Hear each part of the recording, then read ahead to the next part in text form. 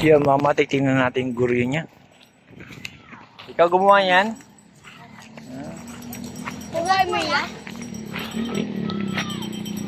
Yan, mamatik. Tingnan natin ha. Dapat hindi siya magkatali dito. Naglalaro lang dapat. Unang gawa mo pa lang.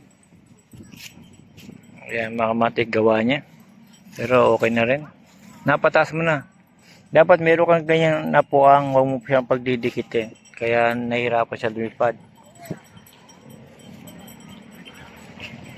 Vietnam kite. Ayan. Ano lang yan. Old model na design. Tignan natin yung isa dito mga kamatik. Nasaan yung sa tinggola mo? Doon, naputol. Bandara.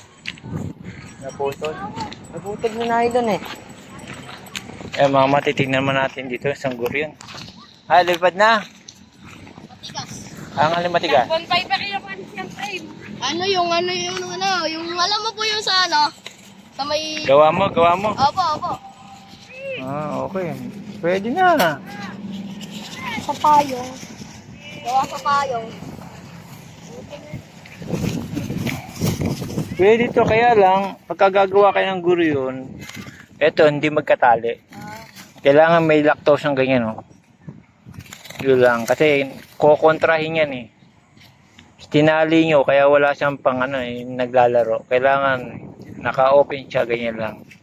May tali siyang nakapuwang siyang ganyan, pero hindi siya didikit. Hindi pa napapataas. Yung una ko pong gawa, napapataas ko rin. Gitna mo tali. Hindi siya gitna tali. Yung unang gawa niya, naputol doon, no? Naputol yung tali. Pero lipad na. Ayan, mga matik magawa nila. Medyo mahusay na rin, mga matik, di nasama. Pero, ba dalawa tali mo? Ganyan po tinuro sa akin. Dapat isa lang, sa gitna lang.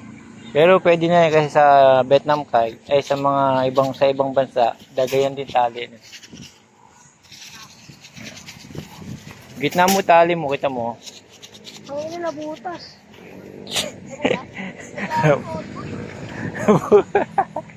Nakaharang kasi dyan. Hindi maliit lang. Nabutas, mahamatik, tinamaan ng guro yun. Anong ginawa mo? Hindi, okay nga, maliit lang naman. Anong ginawa mo? Sino? Ayan.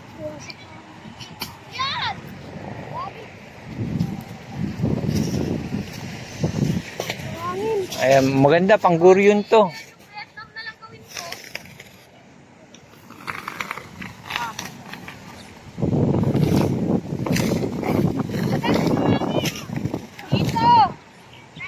Yeah.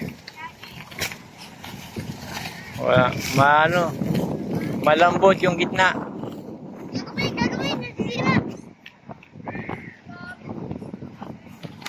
Yung mga matik medyo konti pa para makuha nila, malambot yung gitna. Kaya sumusub-sub siya. Sa may bandang gitna mo. Oh. Nabo!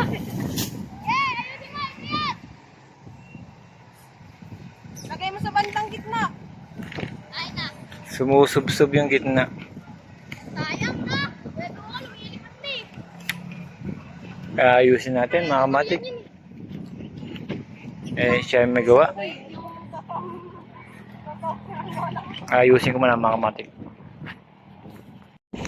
Yung mga matik talagang sumisisid siya kasi hindi nga siya mga matik.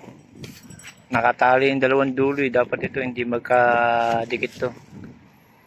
Ito mo lipad niya mga matik pagka palilipa rin. Ayan mga matik.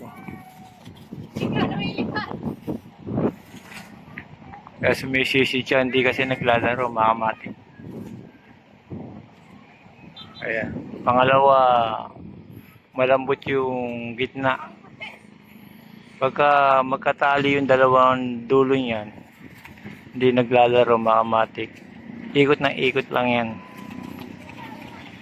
Ayan.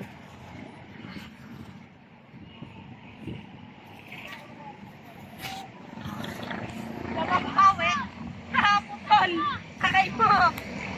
Ayun, mga matik, naputol.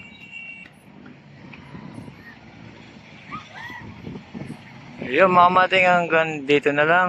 Mga matik, ginawa na natin na paraan. Lumilipad naman, pero talagang palutang na kasi hindi siya naka... Ha? Dahil sa kamay. Oo, normal lang yun. Kasunod. Kasi ako yung ano yung gumaganon lang, dire-diretso. Wow. Meron ako ganun sa bahay kasi hindi ko Sa YouTube ko, nood ka kung paano gawin. Tinuturo ko yun. Guru yun. Para matuto ka. papalitan ko yan. Yung mamatik hanggang dito na lang. Salamat.